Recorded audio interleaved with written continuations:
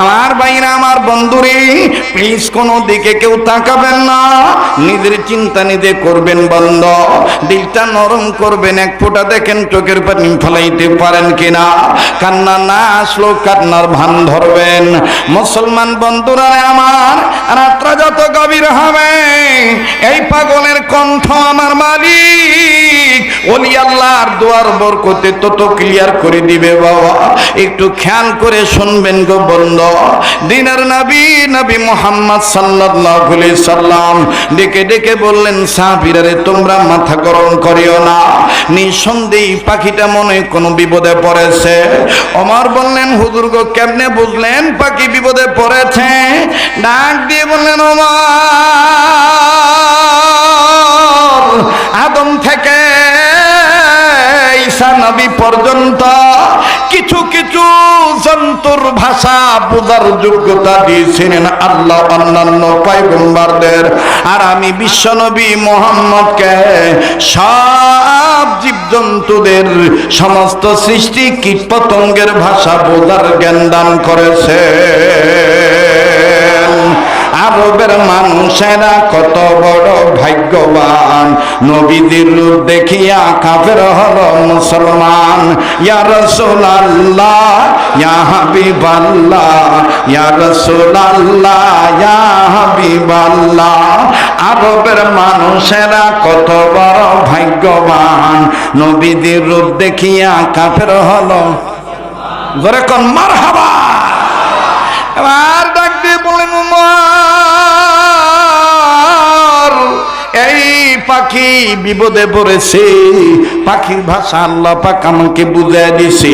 ওমর বলে, নবী গো কি বিপদে পড়েছে? বলে, তোমরা একটু ধৈর্য ধারণ করো, আমি বুঝাইতে চেয়েছিলাম ইমানের জ্ঞান থাকলে সন্ত্রাসীও আমার বন্ধুগণ ইমানদার হয়ে যায়, দিল ভালো থাকলে আমল ভালো থাকলে ইমানের পূর্ণতা আমার আল্লাহ দান করেন। দেখেন বাজান কেমন দান করে। এতিম নবী মুহাম্মদুর রাসূলুল্লাহ সাল্লাল্লাহু আলাইহি সাল্লাম যখন ডাক দিয়ে বললেন, ওমর রে, পাখিটা বিপদে পড়েছে। ওমর বলেন, নবী গো কি বিপদে পড়েছে বুঝায় বলেন। বলে, তোমরা একটু ধৈর্য ধরো, পাখিটা আমার সাথে কথা বলতে চাইতেছে। মুসলমান ভাইরা আমার বন্ধুরা, তাফসীরে দালালাইনের ভিতরে পাওয়া যায় দিনের নবী নবী মুহাম্মাদুর রাসূলুল্লাহ সাল্লাল্লাহু আলাইহি সাল্লাম এই পাখিটার কাঁধের উপরে, মাথার উপরে মা যেমন সন্তানরে আদর করে, আমার আপনার ইতিম নবী নবীদের নবী বিশ্ব নবী এই পাখির মাথার উপরে সুন্দর করে যখন হাত বুলায় আর ডাক দিয়ে বলে, পাখি কোনো চিন্তা নাই, কি হয়েছে, কেন কাঁপো গো, কেন তুমি এইভাবে কান্নাকাটি করো? পাখি এবার ডাক দিয়ে বললেন, আল্লাহ আমার জবান তুমি আরো স্পষ্ট করে দাও। এতিম নবীরে বলে দে আমার বিপদ কি। আল্লাহ রাব্বুল আলামিন পাখির জবান খুলে দিলেন। জোরে কন্যা সুবহানাল্লাহ। এবার পাখি আমার আপনার নবীকে সালাম দিয়ে বললেন, নবী গো বেয়াদবি মাফ করে দিবেন, আসলে আমার বড় একটা বিপদ। বলে, কি বিপদ? পাখি বলে, নবী গো আমি মা পাখি, আমি আমার সন্তানদের বিপদের কথা চিন্তা করে আপনার কাছে আসি। অবাদান ওমর, ওসমান, আলী সবাই নজর করে দেখেন তিন নবীও কান্দে, চোখের পানি ছেড়ে দিয়ে নবী আমার কান্দে। সাহাবী ওমর, ওসমান, আলী বলে, ইয়া রাসূলুল্লাহ আপনি কাঁদেন কেন? নবীজি চোখের পানি ঝর্ণার মতন ছেড়ে দিয়ে কান্দে আর বলে, ডেকে ডেকে বলে, ওমর রে, এই পাখি মা পাখি,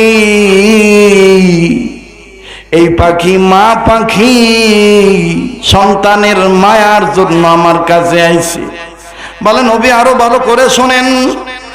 আর বাইরে এই পাখি আমার নবীরে ডাক দিয়ে বলে, রহমাতুল লিল আলামিন গো, আমি মা পাখি, আমাদের ছোট ছোট পাখিদের জন্য আল্লাহ রাব্বুল আলামিন ছোট ছোট কীটপতঙ্গ কিছু খাবার আল্লাহ দিয়েছেন।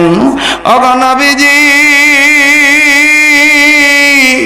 আমার বাসায় 4টা ছেলে মেয়ে আছে, আমার বাচ্চাগুলিকে ঘরে রেখা আমি মা পাখি তাদের খাবার জোগাড় করার জন্য বের হয়েছি।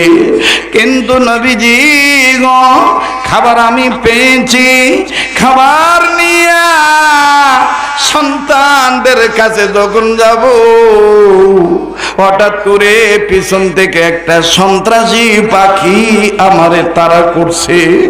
নবীজি আমি জানি, এটাও জানি নবী, আমাদের মতন ছোট ছোট পাখিগুলারে বড় বড় পাখিদের জন্য আল্লাহ আহার বানায় দিছে, খাবার বানায় দিছে।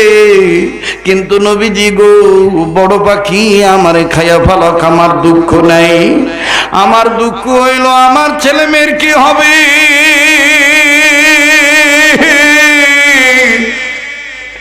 আমি মা পাখি মারা গেলে এদেরকে কে দেখবে? আল্লাহর নবী কাছে ছিল ওমর, ওসমান, আলী।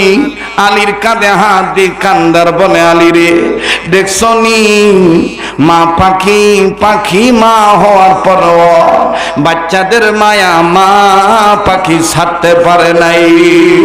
বনে থাকে বনবাদুরি, বাচ্চা চলে তার বুকে, তবু মায়ে বাচ্চা ভরে না, পড়লে হাজার দুঃখে। বনে থাকে বনবাদুরি, বাচ্চা চলে তার বুকে, তবু মায়ে বাচ্চা বলে না, পড়লে হাজার দুঃখে। বিদেশেতে যদি কারো সন্তান মারা যায়, পশু পক্ষী না জানিতে জানে তাহার মায়। মায়ের মহব্বত যাদের অন্তর আছে, কথা বলেন ঠিক কিনা? বনে থাকে বনবাদুরি, বাচ্চা আসলে তার বুকে, তবু মায়ে বাচ্চা বলে না, পড়লে হাজার দুঃখে। বিদেশেতে যদি কারো সন্তান মারা যায়, পশু পক্ষী না জানিতে জানে তাহার মায়। হযরতে বিশ্বনবী মুহাম্মদ সাল্লাল্লাহু আলাইহি সাল্লাম ডাক দিয়ে বললেন, ওমর, ওসমান, আলী, তোমরা কেউ কোনো কথা না বলি চুপচাপ দাঁড়িয়ে থাকো। এই পাখিটার কাছ থেকে আমি তার দুঃখের কথা শুনে নেই। মা পাখি ডাক দিয়ে বলে, ইয়া রাসূলুল্লাহ, আমার বাসাটা দক্ষিণে, আমি দক্ষিণে যাব। হঠাৎ করে উত্তর দিক থেকে একটা সন্ত্রাসী বাজ পাখি আমারে তাড়া করছে, আমারে সে খাইব। নবীজি, সে আমারে খাক, আমার কোনো দুঃখ নাই। কিন্তু নবী গো, আমার বাচ্চাগুলার কি অবস্থা হবে? আমার বাচ্চাদের কে দেখবে? আল্লাহ নবী এই ছোট্ট উড়ন্ত পরেন্দা পাখির মাথায় হাত দিয়ে আদ্রভাবে বাম হাত দিয়ে বুকের সাথে লাগাইয়া ডাক দিয়ে বলে, পাখিরি, আমি রহমাতুল লিল আলামিন বিশ্ব নবী, আমি তোমার জন্য রহমতের নবী। তুমি টেনশন কইরো না, আমি তোমার জামিনদার হয়ে গেলাম, আমি তোমার জিম্মাদারি নিয়ে নিলাম। এইভাবে বলতে বলতে হঠাৎ করে বাজান উত্তর দক্ষিণ থেকে বাজ পাখি পরাত করে আওয়াজ দিয়া, বাজ পাখি বড় বড় পাখা নাড়াইয়া চলে আসলেন। চলে আইসা রাসূলকে দূর থেকে সালাম দিয়ে ডাক দিয়ে বলে, আসসালাতু ওয়াসসালামু আলাইকা রাসূলুল্লাহ। নবীজি গো, আপনি কি শুধু এই ছোট পাখির জন্য রহমত, আমার জন্য কি রহমত না? ওমর নবীরে ডাক দিয়ে কয়, নবী গো, ওই যে আইছে সন্ত্রাসী, দেন আমার অনুমতি দেন, আমি ওর কল্লাটা কাইটা ফালায় দিই। এই দুইটারে আলাদা করেন না, এখন শোনেন, কষ্ট হচ্ছে তো, খুব খেয়াল করেন, একটু আওয়াজ দিয়ে এখন আল্লাহু আকবার। ওমর ডাক দিয়ে কয়, ইয়া রাসূলুল্লাহ, অনুমতি দেন, আমি এই সন্ত্রাসী পাখির কল্লাটা কাইটা ফালাই। নবী বললেন, ওমর রে, আমি ছোট পাখির জন্য রহমত, বড় পাখির জন্য রহমত, ধনীর জন্য রহমত, গরিবের জন্য রহমত, নারীর জন্য রহমত, পুরুষের জন্য রহমত। আওয়াজ দিয়া বলেন না সুবহানাল্লাহ। এবার বাজ পাখি ব্যাপারটা যখন শুনলেন আমি তার জন্য রহমত, বাজ পাখি বললেন, ইয়া রাসূলুল্লাহ, এই পাখির জিম্মাদার আপনি হলেন। আজকে কয়েকদিন যাবত আমার পেটে কোনো খাদ্য নাই, আজকে হঠাৎ করে আল্লাহ তাআলা এই পাখিকে মিলাইলো। এই পাখিটা খাইলে আমার পেটটা ভরে যাবে, আমি এর গোশত ভক্ষণ করতে পারলে বড় শান্তি পাবো, আমার পেটটা ভরে যাবে। আমার নবী ডাক দিয়ে বললেন, শোন রে বাজ পাখি, যত গোশত লাগে আমি খাওয়াবো, কিন্তু এই ছোট মা পাখির কোনো আঘাত আমি করতে দেব না। ওমর, ওসমান, আবু বকর, আলী সবাই ভাবলেন মনে হয় আল্লাহর রাসূল কোনো না কোনো গোশত নিয়ে আসবেন, গোশত এই বাজ পাখিকে খাওয়াবে। বাজ পাখি দূর থেকে ডাক দিয়ে বললেন, ইয়া রাসূলুল্লাহ, আপনি গোশত কোথা থেকে দিবেন? বলে, তুমি আমার কাছে আসো। এবার যখন বাজ পাখিকে কাছে ডাকলেন, ছোট্ট পাখিটার নবীজির কোলে আরো যায়, আরো নবীজির জড়ায় ধরে। ছোট্ট পাখি বারবার বলে, হুজুর আমি মা পাখি, আমি মা পাখি, আমার বাচ্চাদের জন্য আপনার কোলে আমি আশ্রয় নিয়েছি। আল্লাহ রাসূল বললেন, মা পাখি তুমি টেনশন করো না, আমি তোমার জিম্মাদারি নিয়ে নিয়েছি। এবার ছোট্ট পাখি মা পাখি ডাক দিয়ে বলে, তাইলে আপনি বাজ পাখির যে জিম্মাদারি নিচ্ছেন বুঝলাম না। গোশত খাইতে চাইলো, সামনে ডাকলেন, কোথা থেকে আপনি গোশত খাওয়াবেন? আরে বন্ধু, বাজ পাখি যখন আসি, আল্লাহ নবী নিজের হাতের কাপড়টা তুলে বাজ পাখিকে বললেন, তুমি আমার হাতে ওঠো। এবার বাজ পাখি আস্তে আস্তে হাঁটি হাঁটি পা পা করে আমার নবীর হাতের বাহুতে যখন উঠলেন, আল্লাহ রাসূল বাম হাত দিয়া ছোট্ট পাখিটাকে কোলের মধ্যে আরো সুন্দর করে বুকের কাছে নিয়ে বসাইলেন। বসায় ডাক দিয়ে বলে, বাজ পাখি রে, মা হারানো বেদনা আমি মুহাম্মদ বুঝি। বাইরা আমার, দুনিয়ায় যাদের মা নাই তাদের মতন বড় দুঃখী আর কেউ নেই, বড় অভাবী আর কেউ নাই। আমি জানি না এই ময়দানে কার মা নাই, এই ময়দানে কার বাবা নাই। দুটি পয়েন্ট আপনার এখানে বাকি রইল। এই বাজ পাখির সমাধান কি হয়? গোশত কোথা থেকে খাওয়াবেন?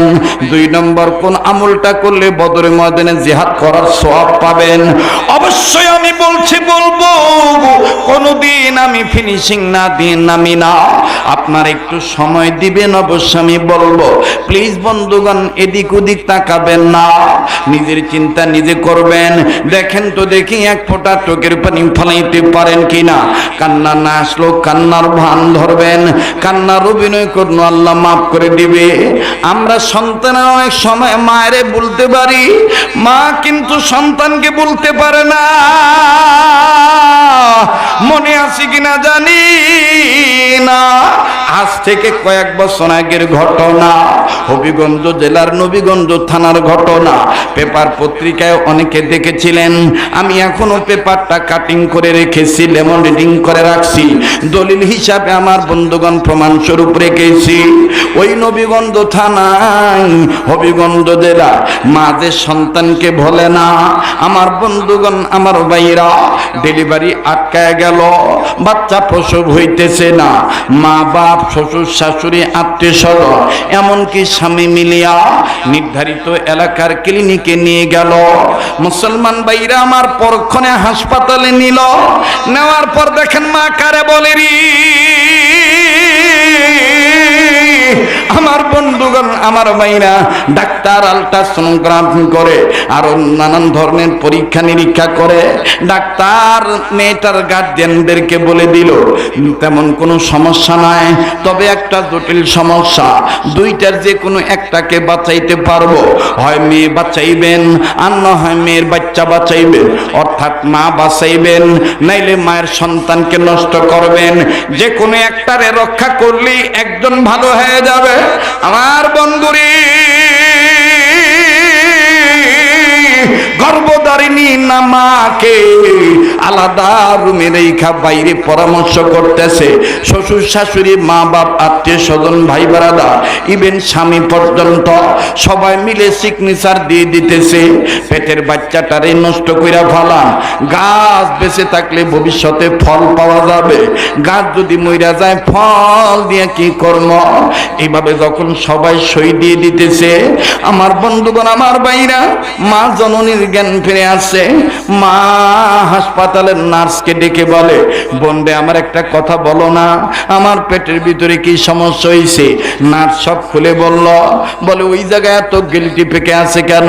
লোকজন এত দাঁড়ায় দাঁড়ায় কি করতেছে? আমার বাবারও দেখি, আমার শ্বশুরেরও দেখি, আমার জামাইয়েরও দেখি এই কাগজ নিয়ে কিসে সই চাইতেছে। বলে বোন রে তোমার পেটের অবস্থা ভালো না, তোমারে যদি বাঁচাইতে চায় তাইলে বাচ্চা নষ্ট করতে হবে, আর যদি বাচ্চা বাঁচাইতে চায় তাইলে তোমারে মারতে হবে। গর্ভধারিণী মা ডাক দিয়ে বলে, আমার মা, আমার বাপ, আমার স্বামী, আমার শ্বশুর শাশুড়ি, ভাই বোন কি বলেছে? সবাই ডাক দিয়ে বলেছে তোমারে বাঁচাইতে, বাচ্চাটার মানে মাইরা ভালাই দিতে। এই মেয়েটা নার্সে ডাক দিয়ে কয়, ডাক্তার সাহেব রে পার্সোনাল আমার কাছে নিয়ে আসো, আমার কাছে নিয়ে আসো, আমি বলে দেই। এবার আমার বন্ধুগণ যখন পার্সোনাল তার কাছে আসছে, আসার পরে আমার ভাইরা মা জননী পেটে হাত দিয়ে বলে, ডাক্তার সাহেব এই বাচ্চাটার জন্য আমি ভালো রে ভালো বলি নাই, কালো রে কালো বলি নাই, খিদা লাগলো আমি খাই না, আমার বাচ্চাটারও কষ্ট হবে। ঝাল খাইতে মন চাইছে, আমি ঝাল খাই নেই, মিষ্টি খাইতে মন চাইছে, মিষ্টি খাই নেই। আর আজকে তোমরা সিদ্ধান্ত নিয়েছ, সবাই মিলে বলতেছে আমার বাচ্চাটারে নাকি মাইরা ভালাইতে। ডাক্তার সাহেব আপনার হাতে দড়ি পায়ে দড়ি, আমারে মারি, আমার পেটের বাচ্চারে মাইরেন না। আমার বন্ধুগণ, দুনিয়ায় যাদের মা নাই তারাই জানে মায়ের কত বড় দাম, যাদের মা আছে তারা হয়তো বা বুঝতেছেন না। এই মা যেদিন মইরা যাইব, আমার বন্ধুগণ মায়ের মতন বড় নিয়ামত আর পাবেন না। এই যে বাড়ি থেকে আসছি, এরে মুসলমান বন্ধুরে, মা জননী বড় একটা নিয়ামত, কথা বলেন ঠিক না বেঠিক? মায়ের পায়ের তলে সন্তানের বেহেল, সন্তানের জান্নাত, এটা বলেছেন আল্লাহর হাবিব মুহাম্মদুর রাসূলুল্লাহ সাল্লাল্লাহু আলাইহি সাল্লাম। আর লম্বা নয়, এবার আল্লাহর হাবিব ডাক দিয়ে বলতেছেন, বাস পাখিরে আমার জীবন থাকতে এই মা পাখি ছোট্ট পাখির ক্ষতি হইতে দেব না। বাস পাখি ডাক দিয়ে বলেন, ইয়া রাসূলুল্লাহ তাইলে আপনি গোশত কোথা থেকে খাওয়াবেন? আল্লাহ নবী বললেন, তুমি আমার কাছে আরো আগায় আসো, আরো আগায় আসো, আরো আগায় আসো। বাস পাখি হাঁটি হাঁটি পা পা করে রাসূলুল্লাহর কাছে আসতেছেন। আসার পর পরই কিতাবে লিখে আমার নবী নিজের বাম হাত দিয়া ডান গালের দাড়িটা সরাইলেন, ডান গালের দাড়িটা সরাইয়া গালের গোশত বাইর করিয়া নাক দিয়ে বলতেছেন, বাদরি যত গোশত লাগে আমি রাহমাতুল লিল আলামিনের গাল থেকে দাও, আমি কথা দিয়ে ফেলেছি এই ছোট্ট পাখির জন্য আমি রহমত। বাজ পাখি রাসূলুল্লাহর চেহারা দেখি, সৌন্দর্য চেহারা মোবারক দেখে, আল্লাহ রাসূল সাল্লাল্লাহু আলাইহি সাল্লামের চোখের পানি দেখে বাজ পাখি ডাক দিয়ে বললেন, ইয়া রাসূলুল্লাহ আপনি আমাদের জন্য আসলে রহমত, লাগবে না নবীজি, আপনি আমারে হাতে উঠাইছেন, আপনার গায়ের সুগন্ধিতে আমি বাজ পাখির পেট ভইরা গেছে। নারায়ে তাকবীর। আপনার গোশত আমার খাইতে হবে না গো নবীজি, আপনার গায়ের গ্রান মুবারকে আমার পেট ভরে গেছে। এবার ডাক দিয়ে কয়, ইয়া রাসূলুল্লাহ আমি আপনাকে বলতেছি এই ছোট্ট পাখিটারে বাড়িতে যাইতে বলেন, আর আমি চকিদার হয়ে গেলাম, চকিদারির দায়িত্ব পালন করে ছোট্ট পাখিটারে তার বাচ্চাদের কাছে পাহারা দিয়ে পৌঁছায়া দেব। আরবের মানুষেরা কত বড় ভাগ্যবান, নবীজির রূপ দেখিয়া কাফের হলো মুসলমান। ইয়া রাসূলুল্লাহ ইয়া হাবিবাল্লাহ ইয়া রাসূলুল্লাহ, যারা কোন আল্লাহু আকবার। বাজ পাখি আমার বন্ধুগণ সন্ত্রাসী মনোভাব ছেড়ে দিলেন। আজও আমরা যারা বিপদে আছি, আল্লাহ রসুলকে যদি সঠিক রূপে নেতা মানতে পারি, রসুলের আদর্শে আদর্শবান হইতে পারি, ইনশাআল্লাহ আমরাও খারাপ পথ থেকে ভালো পথে আসতে পারবো। কথা বলেন ঠিক কিনা? এবার পাখি দুইটা চলে গেল। আল্লাহর নবী ডাক দিয়ে বলতেছেন, ওমর, ওসমান, আলী, আমার উম্মতেরা কোন আমল করলে ঘরে বসে বদরের ময়দানে জিহাদ করার সওয়াব পাবে? শুনে নাও, শুনে নাও, আমি নবী বলে দিচ্ছি, আল্লাহ রাসূল বলে দিবেন। ওমর, ওসমান, আলী, আবু বকর, আবু হুরায়রা সবাই বাজান খাতা রেডি করছে। তার মানে ওই সময় কাগজ ছিল না, চামড়ার টুকরা, হাড্ডির টুকরা রেডি করছে। মুসলমান ভাইরা আমার, সাহাবী আবু হুরায়রা চামড়ার টুকরা রেডি করলেন। আম্মা জান আয়েশা রাদিয়াল্লাহু তাআলা আনহা, আমার বন্ধুগণ, তিনিও হাড্ডির টুকরা রেডি করলেন। উম্মতের জন্য আমলের কথা লিখে রাখবেন।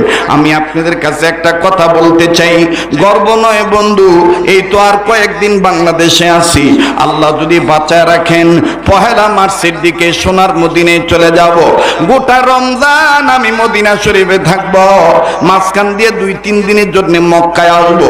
আমি আপনাদেরকে কথা দিচ্ছি, প্রতি বছরে নেই, এবছর ঈদ আমি মদিনায় করব। কথা দিচ্ছি রে বন্ধু, নারায়ণগঞ্জের বাইরা, দেওবগের বাইরা, আপনাদেরকে বলবো না, আপনাদের পক্ষ থেকে রাসূলুল্লাহ রোজা পাকে সালাম পৌঁছায় দেব ইনশাআল্লাহ। বলেন না ইনশাআল্লাহ? আপনারাও আমাকে ওয়াদা দেন, রমজান মাসে রোজাদারদের ইফতারের আগে ইফতার সামনে এনে দোয়া করলে রোজাদারদের দোয়া কবুল হয়। আপনারাও আমাকে ভুলবেন না, আপনারাও আমার জন্য দোয়া করবেন, আল্লাহ যেন আমার মাফ করে দেয়, আল্লাহ যেন আমার কবুল করে। পারবেন তো ইনশাআল্লাহ? এবার বন্ধুরি, এবার আর একটা ওয়াদা নেব, যেই হাতটা দিয়া বারবার কাবা ধরি, যেই হাতটা আল্লাহওয়ালাদের হাতের সাথে লাগানো, যেই হাত আমার বন্ধুগণ বারবার কাবা ধরি, এই হাতটা উঠাইয়া এই মদিনাওয়ালার প্রেমিক হইয়া আমি আপনাদেরকে নিয়ে মোনাজাত করব। একসাথে দোয়া করে আখিরি মোনাজাত দিয়া এই জুমার রজনীতে একসাথে মা বাবার জন্য দোয়া করে বিদায় হব। মোনাজাত না করে কেউ যাব না ইনশাআল্লাহ। কারা কারা তৈরি আছেন? হাত তুলে দেখান তো দেখি। না